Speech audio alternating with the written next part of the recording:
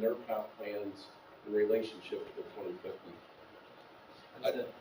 I think, well, anybody can jump all, I guess. One way I might respond is just to reiterate, this is the draft that's out now. So if your communities could look at the draft and identify those areas that may potentially be at odds. I really don't anticipate that being the case, but if there's anything that seems as if it might, it's out for draft now. So this is a good opportunity to take a look at that and match it up. Thank you. Yeah, if I can add something. If a community has a comprehensive plan, we include that, and we consider the recommendation that they have for land use within the plan when we looked at the policy area and the future program. Thank you. It's a very flexible plan. That's why we go through this every 10 years and address the changes that occur societally and economically for all of us. Were there any other questions? I did want to, if you don't mind, we do have one more element to go through transit, so I'm going to pass this off to Kevin. So yes, I am the last one. My name is Kevin Kalish, and I'll be looking at the transit element of the NWI 2050 plus. Real quick, I am also the person who does the audio and visual person, and we did lose internet for a minute right before I came up here. So I apologize to anyone who was trying to watch online. I had to click out of the video and restart it. So apologies for that. Thanks, Coach. So this map here is the existing transit we already have here in Northwest Indiana. Some of it does go into other areas, but most of it is municipal. And the colors that are stacked behind it are the transit demand index that was put together with help from our consultant. And it shows where there's a higher or lower need for transit in different areas. So as you can see, mostly in the urban areas, and especially the urban core areas, there is a higher transit demand. But the one thing that we looked on a lot during this project is looking at connections for a better Northwest Indiana transit network. So the next two slides that I have are different systems that we're putting forward, looking into about how to make a better connections for a regional network for Northwest Indiana.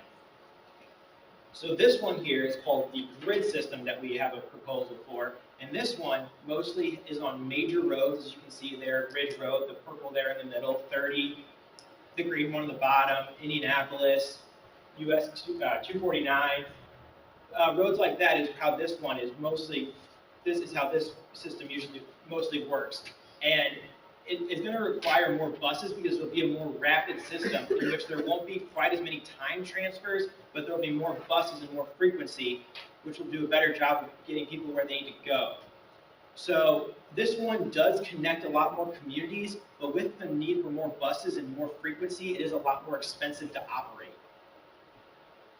So another drawback on this one is it doesn't always go, because it's always usually on the main road, it doesn't always go exactly where the people need to go, and that's kind of what the second one addresses. So this is the hub system proposal that we did alongside our consultants, and this one is more driven by demand and by where the demand is. It also looked a lot at points of interest, including shopping centers and hospitals and schools and downtowns and places like that, of making the routes go to the places that people would like to go. So this one is also, all of these routes that are all colored here, all are also 30-minute headway. So it's 30 minutes there and 30 minutes back round trip, so they're hour round trip. This one also is a lot less expensive to operate, and it also reaches a lot more of the demand index that was in that first slide with the colors. So that is actually all I have for transit. I will conclude by saying that we talked about earlier that, like we said, the comment period does run until May 5th.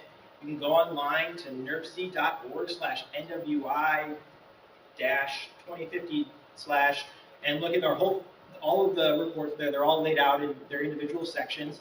We do have another video recap that is just a YouTube video that anyone can watch on our NRFC's YouTube page. Or if you would like to submit comments via email, the comments are on there with the email you can send them to, or if you'd like to call us, we have the number right there, 219-763-6060. You can call us with any more comments. The last thing I want to say is that if you notice on the way in, we did put boards outside that you can look at, and there will be staff out there after the meeting if you want to talk to them about what's on the boards or anything like that. and we'll do the best we can to answer all your questions, and feel free to look at all those boards. That concludes.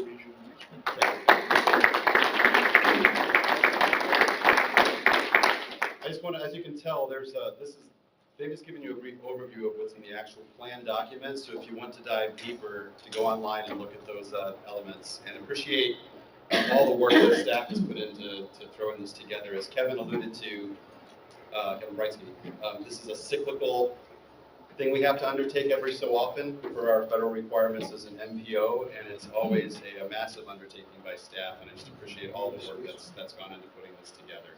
As Kevin said, they'll be out to talk to you if you have more questions by the individual boards. Once again, because